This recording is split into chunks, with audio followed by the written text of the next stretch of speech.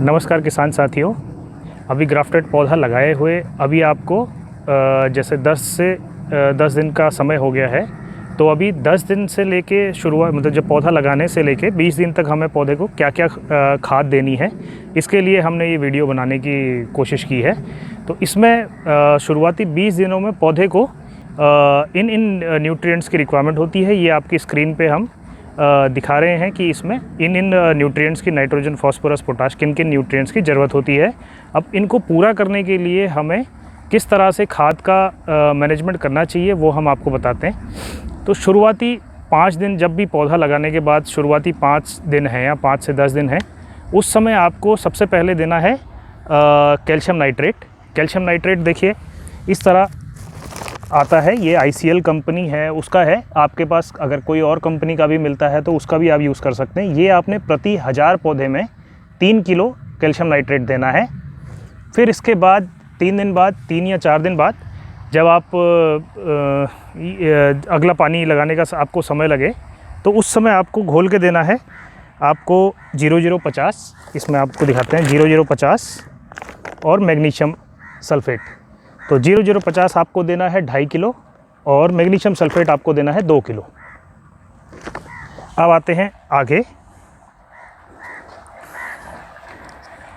उसके बाद जब अगला चक्कर आएगा, अगला 3 दिन बाद, 3 या 4 दिन बाद आपने 1261 देना है पौधों को। 1261 देना है 3 किलो और उसके साथ यूरिया घोल के देनी है 2 किलो।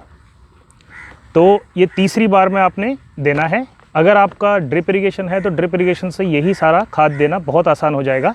यदि अगर ड्रिप इरिगेशन नहीं है तो ड्रिप इरिगेशन अगर ना हो तो उस केस में हम क्या करते हैं, इन पौधों को इसमें ये जो भी हमने खाद चलानी है उस खाद को हम एक 200 लीटर के ड्रम में घोल के रख देंगे और हर पौधे की जड़ पे बराबर 1000 पौधों में बांट देंगे उसको। उसके बाद जैसे ही हमने ये 3 खादें चला ली, 3 बार की खाद चला ली, 3 बार की खाद चलाने के बाद क्योंकि हमारा बहुत ज़्यादा हम केमिकल यूज़ करेंगे तो मिट्टी की जो उर्वरक क्षमता है वो भी कम होती है।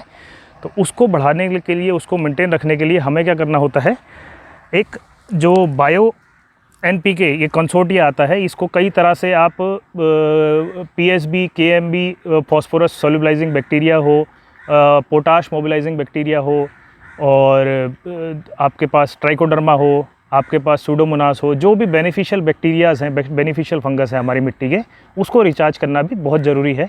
तो जब आपका ये 3 बार की खाद चल जाती है तो चौथी बार में आपने ये बायो NPK, ये IPL कंपनी का आता है, इसको आपने 200 लीटर के ड्रम में 2 किलो गुड़ के साथ 1 लीटर डाल देना है और उसको अच्छी तरह घोल के अगले दिन 24 घंटे तक इसको गुड़ में भिगा के रखना है, गुड़ के पानी में। फिर उसके बाद 24 घंटे बाद अगर आपने जो 1000 पौधे लगाए हैं उसमें बराबर 200 लीटर पानी में घोल के चला देना है। इनके साथ साथ हमें स्प्रेज भी देने की ज़रूरत होगी क्योंकि पौधे को बढ़वार करने के लिए माइक्रोन्यूट्रिएंट, मैक्रोन्यूट्रिएंट दोनों की ज़रूरत होती है। तो कई बार हमें मैक्रोन्यूट्रिएंट जो हमने अभी तक दिए, ये सारे मैक्रोन्यूट्रिएंट थे, नाइट्रोजन, फॉस्फोरस, पोटाश, कैल्शियम, ये सारे मैक्रोन्यूट्रिएंट हैं। अब हमें माइक्रोन्यूट्रिएंट जो हैं वो भी काफ़ी मात्रा में चाहिए होते हैं अच्छी पैदावार लेने के लिए। उसके लिए हम लोग यूज़ करेंगे ये एग्रोमिन मैक्स करके आता है प्रोडक्ट। इसकी जगह आप कोई भी दूसरा जो आपका माइक्रोन्यूट्रिएंट का मिक्सचर हो वो भी आप यूज़ कर सकते हैं। इनमें ज़्यादातर manganese, zinc, copper, molybdenum, boron, magnesium, इन सब की मात्रा होती है। तो ये आपने पौधे को 74 ग्राम देना है शुरुआती 20 दिनों में। तो 74 ग्राम आप 2 बार के स्प्रे में पूरा कर सकते हैं। एक बार 34 ग्राम, एक बार 34 ग्राम, 35 ग्राम 2 बार भी देकर 70 ग्राम आप पूरा कर सकते हैं। 70 ग्राम आपने ये देना है। फिर उसके बाद फेरस सल्फेट, एक स्प्रे आपने फेरस सल्फेट का करना है। ये आयरन का बहुत अच्छा सोर्स होता है। इसके लिए ये आपको देना है 35 ग्राम एक शुरुआती 20 दिनों में प्रति 1000 पौधों में। तो एक स्प्रे फेरस सल्फेट का और एक स्प्रे आपको ये बोरोन जो है 20% बोरोन है, ये आपको देना है 6%। तो तीसरा स्प्रे आपको बोरोन का लेना है। अगर स्प्रे से नहीं देना चाहते, इसको आप उनके साथ जब आप खाद मिला रहे हैं उनके साथ भी मिला के बोरोन को दे सकते हैं। तो ये था शुरुआती 20 दिनों में आपको लगाने से लेके शुरुआती 20 दिनों तक आपको क्या क्या खाद देनी है उसके बारे में वीडियो। इसके साथ साथ आपको पौधों को नीचे ज़मीन पर टच होने से बचाना है, पौधों को हमेशा खड़ा रखना है। उसके साथ साथ नीचे जो बैंगन की फुटाव आएगी, वो बैंगन की फुटाव आपने तोड़ती रहनी है। बैंगन के जो पत्ते निकल रहे हैं उसको आपने तोड़ते रहना है ताकि वो ज़्यादा बड़ा ना हो जाए। वो अगर ज़्यादा बड़ा हो जाएगा तो उसने टमाटर के पौधे को बढ़ने नहीं देगा। तो इस तरह से आपने शुरुआती 20 दिनों में पौधे की देखभाल करनी है। किन किन कीड़ों के आने की समस्या प्रॉब्लम हो सकती है पौधे में, क्योंकि पौधा अभी काफ़ी नाजुक है, तो आपको कीड़ों की भी साथ के साथ नज़र बनाए रखनी है कि कौन कौन से कीड़े हमारे खेत में आ रहे हैं। पहला कीड़ा जिसके लिए आपने नज़र रखनी है वो है थ्रिप्स। थ्रिप्स जो है नई पत्तियों पे, नई कोपलों पे आपको दिखेगा।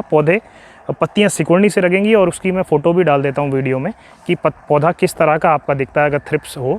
दूसरा, आपने वाइट फ्लाइज़ के लिए भी थोड़ा बहुत ध्यान रखना है, क्योंकि बारिशें भी हुई हैं, वाइट फ्लाई आ सकता है आपके खेत में।